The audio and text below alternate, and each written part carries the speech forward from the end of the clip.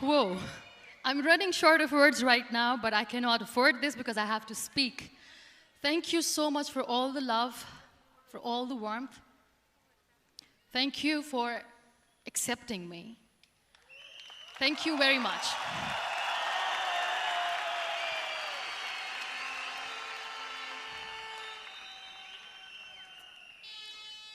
Well, I always start my talk with a disclaimer.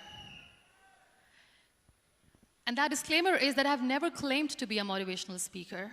Yes, I do speak, but I feel more like a storyteller because wherever I go, I share a story with everyone.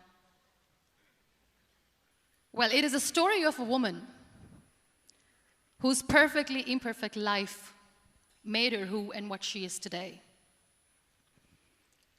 It's the story of a woman who, in pursuit of her dreams and aspirations, made other people realize that if you think that your life is hard and you're giving up on that because you think your life is unfair, think again. Because when you think that way, you are being unfair to your own self.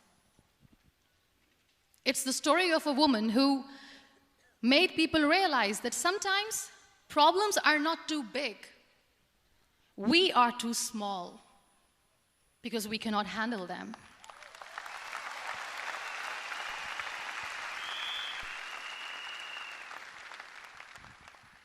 It is the story of a woman who with time realized that real happiness doesn't lie in success, money, fame.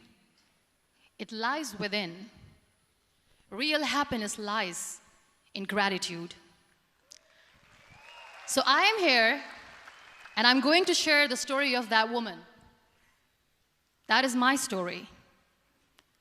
The story of gratitude.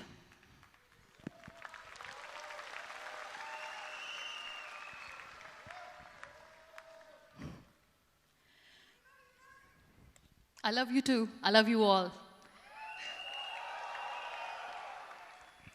I believe in the power of words. Many people speak before they think. But I know the value of words. The words can make you, break you, they can heal your soul, they can damage you forever. So I always try to use the positive words in my life wherever I go. They call it adversity, I call it opportunity. They call it weakness, I call it strength. They call me disabled, I call myself differently abled. They see my disability. They see my disability, I see my ability. There are some incidents that happen in your life, and those incidents are so strong that they change your DNA. Those incidents or accidents are so strong that they break you physically. They deform your body, but they transform your soul.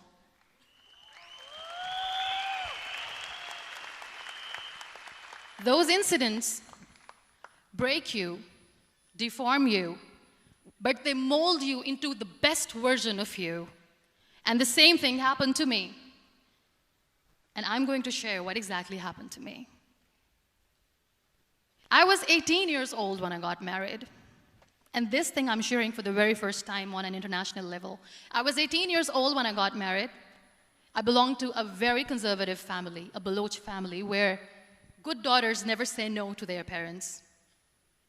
My father wanted me to get married. And all I said was, if that makes you happy, I'll say yes.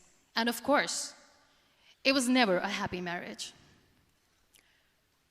Just about after 2 years of getting married, about 9 years ago, I met a car accident.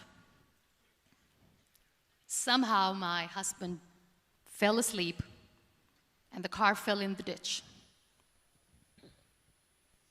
He managed to jump out, saved himself. I'm happy for him. But I stayed inside the car and I sustained a lot of injuries. The list is a bit long. Don't get scared. I'm perfectly fine now. Radius ulna of my right arm were fractured. The wrist was fractured. Shoulder bone and collarbone were fractured. My whole rib cage got fractured. And because of the rib cage injury, lungs and liver were badly injured. I couldn't breathe. I lost urinary bowel control. That's why I have to wear the bag wherever I go. But that injury that changed me and my life completely as a person and my perception towards living my life was the spine injury. 3 vertebrae of my backbone were completely crushed, and I got paralyzed for the rest of my life. So this accident took place in a far-flung area in the outskirts of a very small province, Balochistan, where there was no first aid, no hospital, no ambulance. I was in the middle of nowhere in that toppled car. Many people came to rescue. They gave me CPR. They dragged me out of the car. And while they were dragging me out, I got the complete transection of my spinal cord.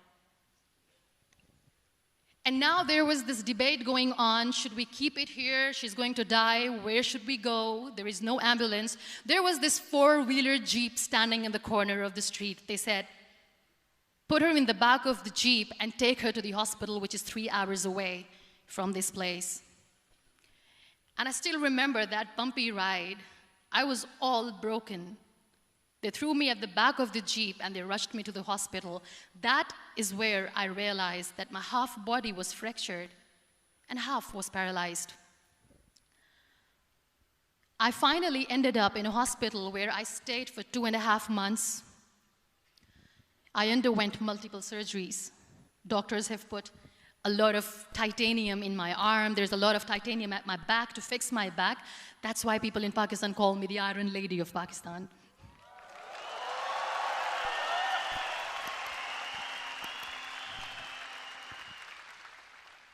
Sometimes I wonder how easy it is for me to describe all this all over again. And somebody has rightly said that when you share your story and it doesn't make you cry, that means you have healed.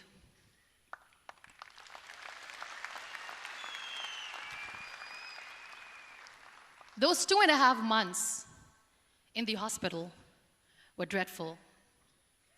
I will not make up stories just to inspire you. I was at the verge of despair. One day, doctor came to me and he said, well, I heard that you wanted to be an artist, but you ended up being a housewife. I have a bad news for you. You won't be able to paint again because your wrist and your arm are so deformed, you won't be able to hold a pen again. And I stayed quiet. Next day, doctor came to me and said, your spine injury is so bad, you won't be able to walk again. I took a deep breath and I said, it's all right. The very next day, doctor came to me and said, because of your spine injury and the fixation that you have in your back, you won't be able to give birth to a child again. That day, I was devastated. I still remember, I asked my mother, why me? And that is where I started to question my existence. Why am I even alive? What's the point of living? I cannot walk, I cannot paint, fine. I cannot be a mother. And we have this thing in our heads, being women, that we are incomplete without having children. I am going to be an incomplete woman for the rest of my life. What's the point? People are scared. They think I will get divorced. What is going to happen to me? Why me? Why am I alive? We all try to chase this tunnel. We all do this because we see light in the end of the tunnel, which keeps us going. My dear friends, in my situation, there was a tunnel that I had to roll on, but there was no light. And that is where I realized that the words have the power to heal the soul. My mother said to me, this too shall pass. God has a greater plan for you. I don't know what it is, but He surely has.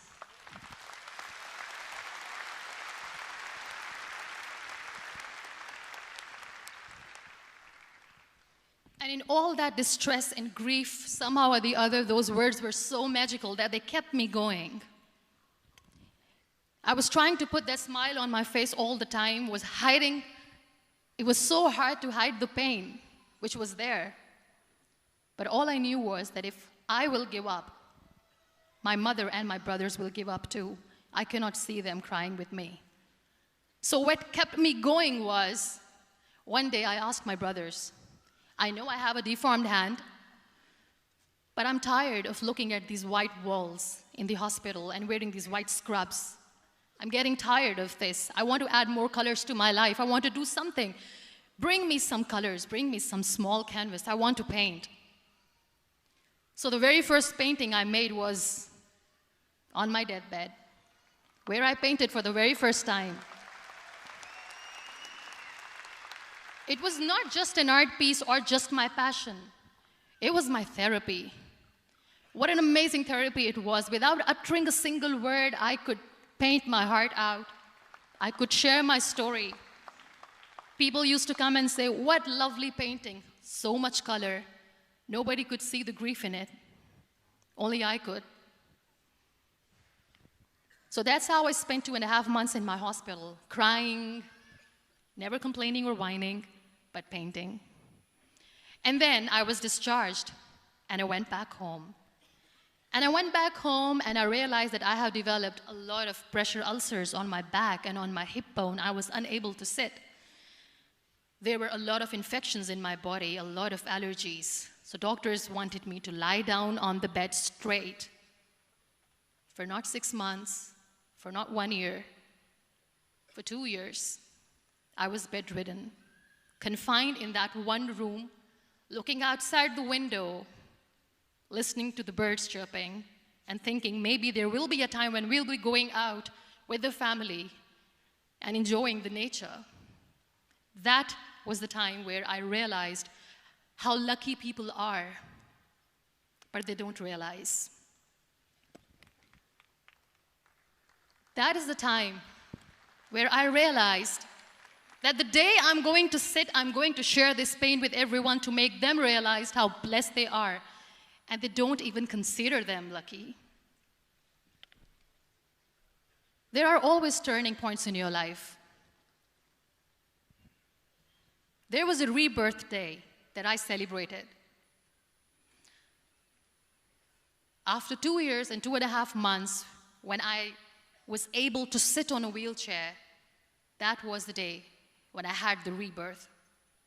I was a completely different person. I still remember the day I sat on the wheelchair for the first time, knowing that I'm never going to leave this, knowing that I won't be able to walk for the rest of my life.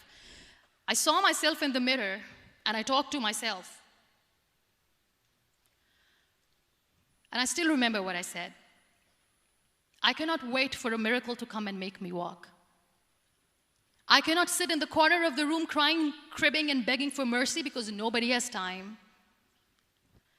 So I have to accept myself the way I am. The sooner, the better. So I applied the lip color for the first time.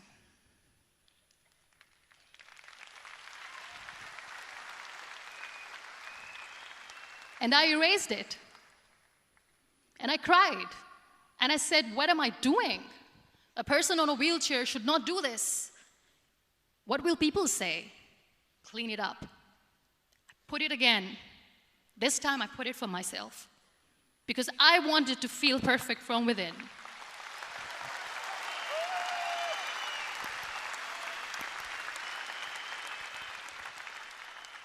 And that day I decided that I'm going to live life for myself.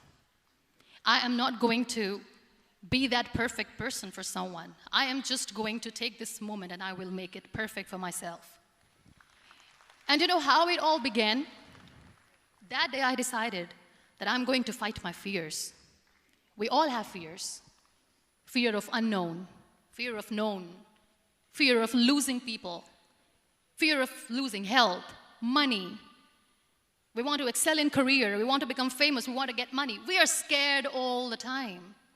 So I wrote down one by one all those fears.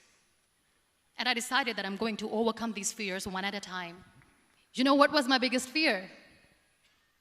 Divorce. I couldn't stand this word. I was trying to cling on to this person who didn't want me anymore, but I said no. I have to make it work. But the day I decided that this is nothing but my fear, I liberated myself by setting him free. And I made myself emotionally so strong that the day I got the news that he's getting married, I sent him a text that I'm so happy for you and I wish you all the best. And he knows that I pray for him today.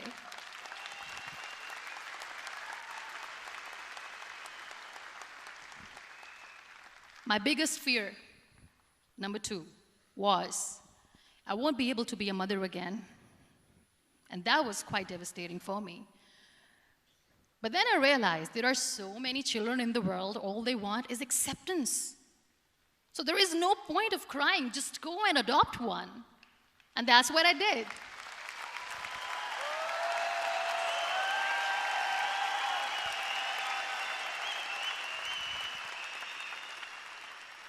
I gave my name in different organizations, different orphanages. I didn't mention that I'm on a wheelchair, dying to have a child. So I just told them that this is MUNIBA Mazari and she wants to adopt a boy or girl, whatsoever, but I want to adopt a kid. And I waited patiently. 2 years later, I got this call from a very small city in Pakistan. I got a call and they said, "Are you MUNIBA Mazari? There is a baby boy and would you like to adopt?" And when I say yes, I could literally feel the labor pain. I said, yes, yes, I am going to adopt him. I am coming to take him home.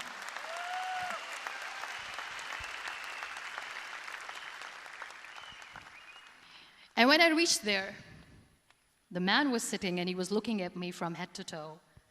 And in back of my head, I kept thinking that, oh my God, he is going to say she's on the wheelchair, she doesn't deserve it. How is she going to take care of him? And I looked at him and I said, "Do not judge me because I'm on the wheelchair." But you know what he said? He said, "I know you will be the best mother of this child. You both are lucky to have each other."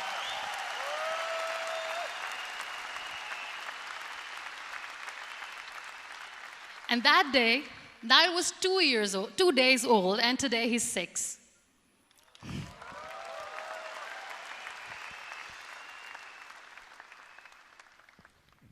You'll be surprised to know another bigger fear that I had in me. It was facing people. I used to hide myself from people. When I was on bed for 2 years, I used to keep the door closed. I used to pretend that I'm not going to meet anyone, tell them that I'm sleeping. You know why? Because I couldn't stand that sympathy that they had for me.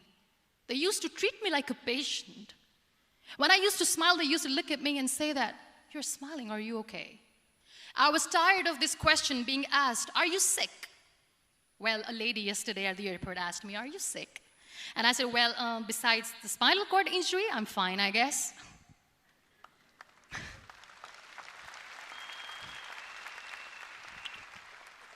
But those are really cute questions. They never used to feel cute when I was on the bed. So I used to hide myself from people, knowing that, oh my God, I'm not going to see that sympathy in their eyes. It's all right. And today I'm here speaking to all these amazing people because I have overcome the fear.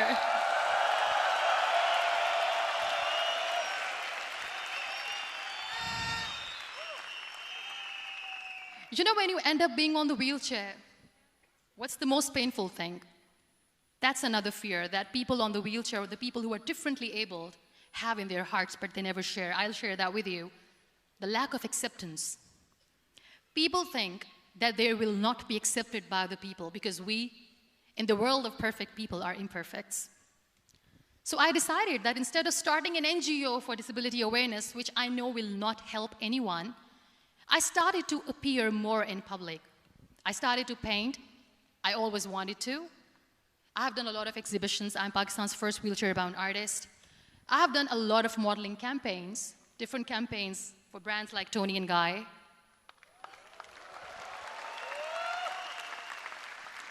I have done some really funny, breaking the barriers kind of modeling. There was this one by the name Clown Town where I became a clown because I know that clowns have hearts too. And then I also decided that if I really want to make the difference, I am not going to let people use me for their polio campaigns where they will make you a victim and an emblem of misery and mercy and will say that, you know what, give polio drops to your children or they'll become like this girl. I decided that I'm going to join the national TV of Pakistan as an anchor person. And I've been doing a lot of shows for the last 3 years.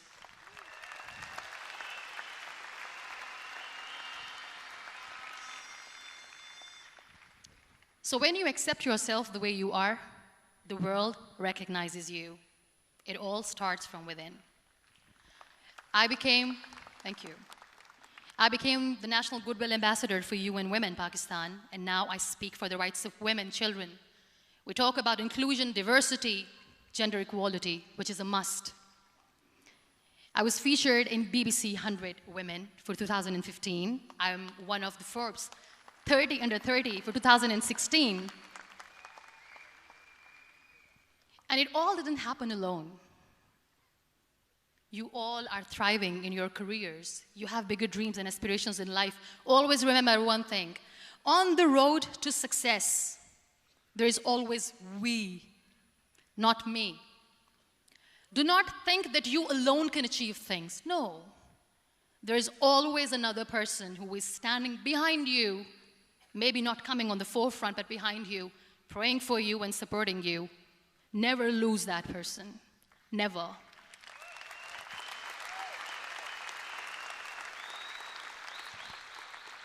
No matter how much I say that I couldn't find a hero, so I became one, I still want to recognize those 3 people in my life who literally changed my life completely, and I get inspiration from them every single day. Waleed Khan. Many people know about the terrorist attacks in Pakistan. We have lost many people. And I'm sharing this with a very heavy heart because we actually have lost a lot of people in this huge turmoil of terrorism. These people are barbarians. They do not see people. They're even worse than animals. They have killed people in mosques. They have killed people in churches, temples, even in schools. There was this terrorist attack in Army Public School, Peshawar, where these terrorists entered in an examination hall and they killed our children. And in that attack, that day, this beautiful boy, Waleed Khan, who was my hero, my real life hero, was the proctor who was taking care of the students, was keeping an eye on the students.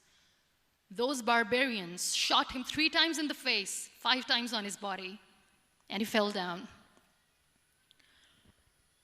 I was asked to give a talk in the school after a week of that terrorist attack.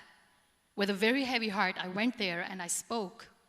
We sang a few national songs. I thought that maybe I've done my part, but deep inside, it was killing me. I could see children injured. I could see children sitting on the wheelchairs, looking at me, wondering, what next? What was our fault? Just because we were here to give examination, we have been shot.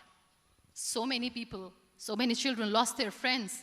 Their classrooms were empty. The next day they went to the classroom. So this kid, Waleed Khan, I was asked that he is in a hospital right now, and you have to go and see him and motivate him and tell him that it's going to be okay. And when I saw Waleed Khan coming on the wheelchair for the first time in front of me, face was all deformed. His leg was fractured, his arm was fractured. He couldn't talk, he lost his teeth. He cannot sneeze, he cannot smell. He cannot eat. And I kept thinking, what should I say? That everything is going to be all right? No, nothing is all right. And while I was juggling with the words, what to say, what not to say, this beautiful child, Waleed Khan, came to me and he said, "Are you MUNIBA Mazari?" I said, "Yes." He said, "Baji, let's take a selfie."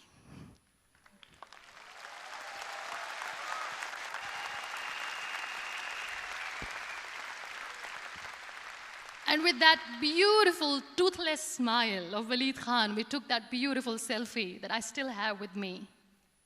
I don't share that here because he was in a very bad shape that time. And that is where I realized that when I was thinking too much about his deformities, he's happy with himself. He doesn't even care. Because today he goes in the same school, and when somebody asks him that what happened to your face, why so many scars, you know what he says? "These scars are my medals and I wear them with pride."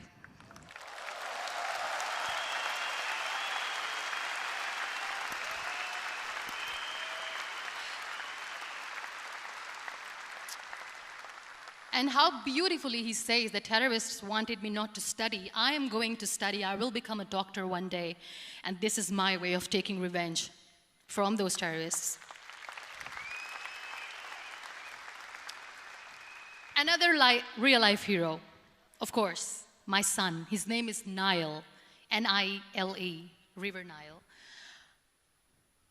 I learned so much from this kid. The first and foremost thing is patience. How to be patient when you know that your mother cannot walk, when you know that your mother is different from the other women, when you know that your mother cannot go out and play with you, how to stay calm. He loves football. And when we got the very first football, he was 4 years old. He was super excited. I still remember he came in the room and he said, "Mom, let's play football." And he kept the ball in my feet. And he said, "Let's kick it." And that day I felt disabled. I said, "I cannot kick the ball." And I was down with the same face. He looked at me and he said, "Well, that's all right. Your legs are not working, but your hands do. Let's play catch the ball."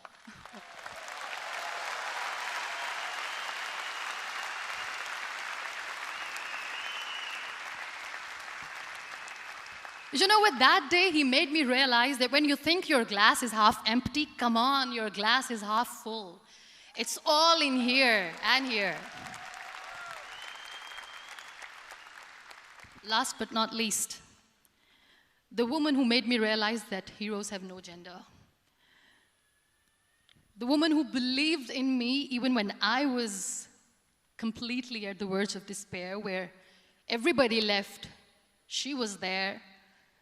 And every time I looked at her, without saying anything, she used to look at me and said, "This too shall pass.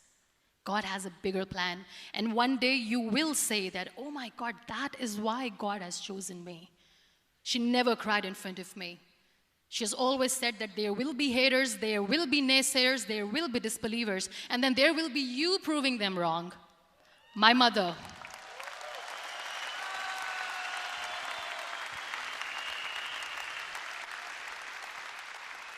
Whatever I am today, I'm nothing without her. I'm nothing without her. Thank you, Mama. I wish you were here. Thank you for making me who I am today.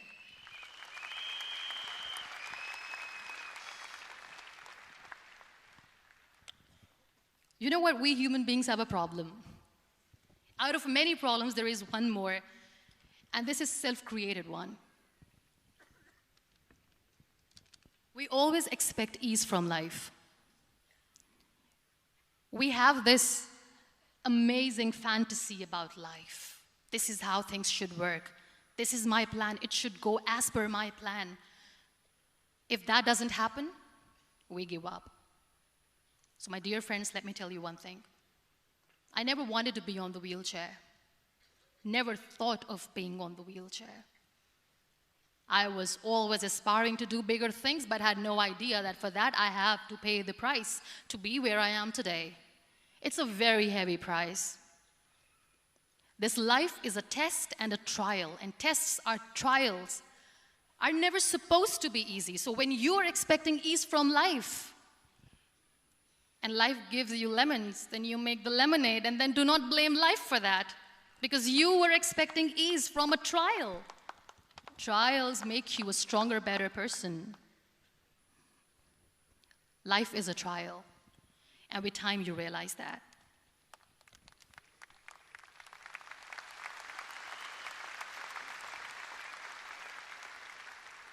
It is okay to be scared. It is okay to cry. Everything is okay, but giving up should not be an option. They always say that failure is not an option. Failure should be an option, because when you fail, you get up, and then you fail, and then you get up, and that keeps you going. That's how humans are strong.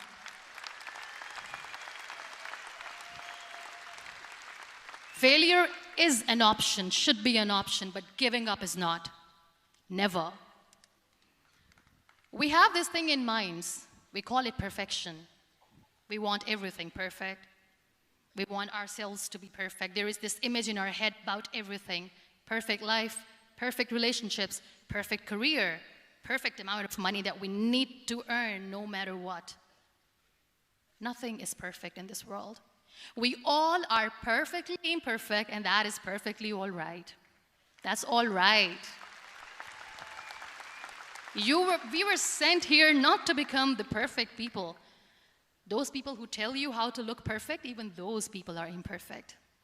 Trying to fight this fear of looking imperfect. I used to be perfect. I still remember. I got this compliment years ago when I used to walk. Oh my God, look at you. You're fair, you're tall, you're perfect. Look at me now. You're still perfect. Only the perfect eyes can see that. Only the perfect eyes will see that. Only the perfect eyes will see that. So yes,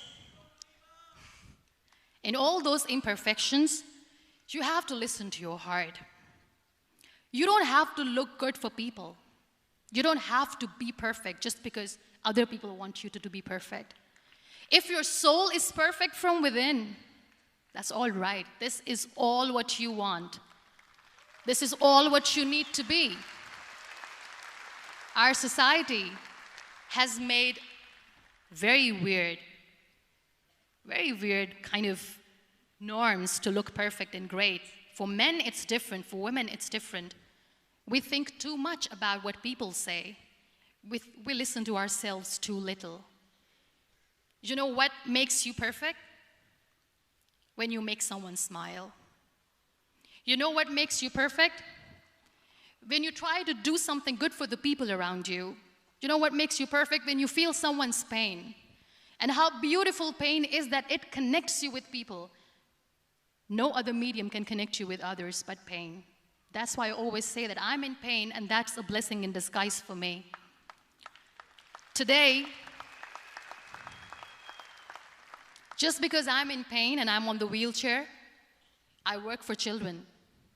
Being the head of CSR for a company, we conduct medical camps in far-flung areas of Pakistan where so many kids die because they don't have medical facilities.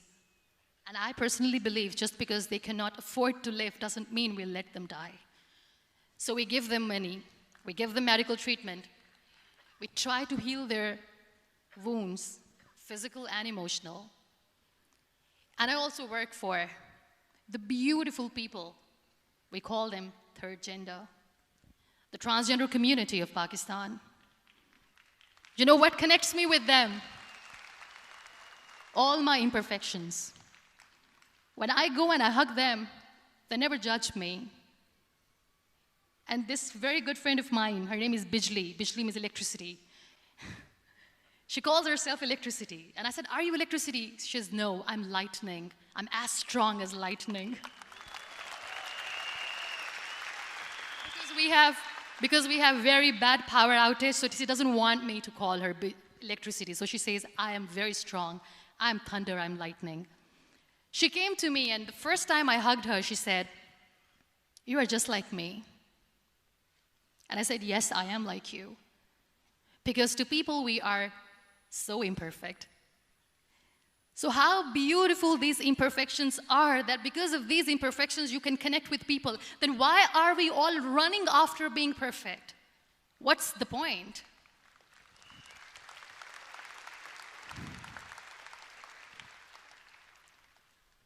Every time I go in public, I always smile. It's always a big toothy smile on my face, and people ask me, don't you get tired of smiling all the time? What's the secret? I always say one thing, that I have stopped worrying about the things that I have lost, the people that I have lost. Things and people who were meant to be with me are with me.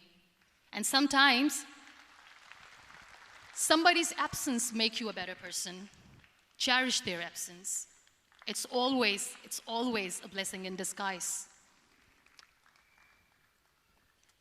I always say that people are so lucky they don't even realize. You must be thinking, okay, you're lucky in what sense? Well, the breath that you just took was a blessing. Embrace it.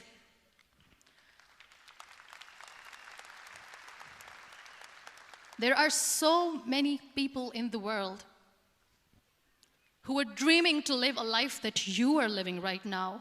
You have no idea. Embrace each and every breath that you are taking. Celebrate your life. Live it. Don't die before your death. We all die.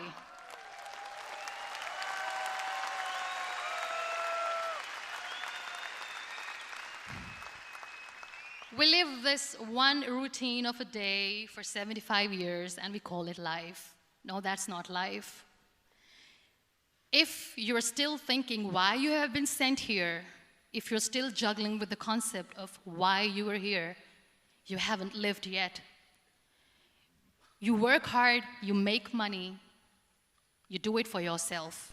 That's not life. You go out, you seek for people who need your help, you make their lives better. You become that sponge which can absorb all the negativity, and you become that person who can emit beautiful, positive vibes. And when you realize that you have changed someone's life, and because of you, this person didn't give up, that is the day when you live. Always.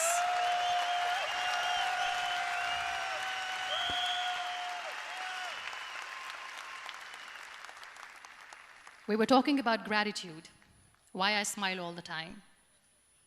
I cry all night when nobody sees me, because I'm a human and I have to keep the balance. And I smile all day because I know that if I will smile, I can make people smile. That keeps me going.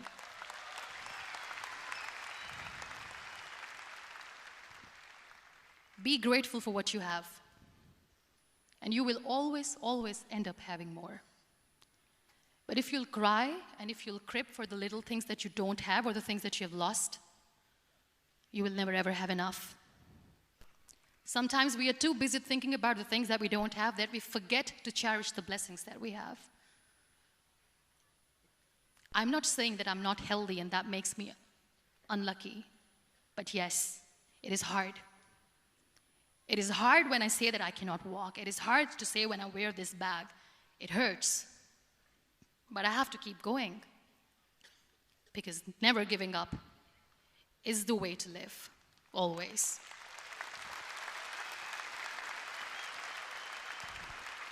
So I'll end my talk on a very short note. Live your life fully. Accept yourself the way you are. Be kind to yourself. Be kind to yourself. I'll repeat, be kind to yourself, and only then you can be kind to others. Love yourself and spread that love.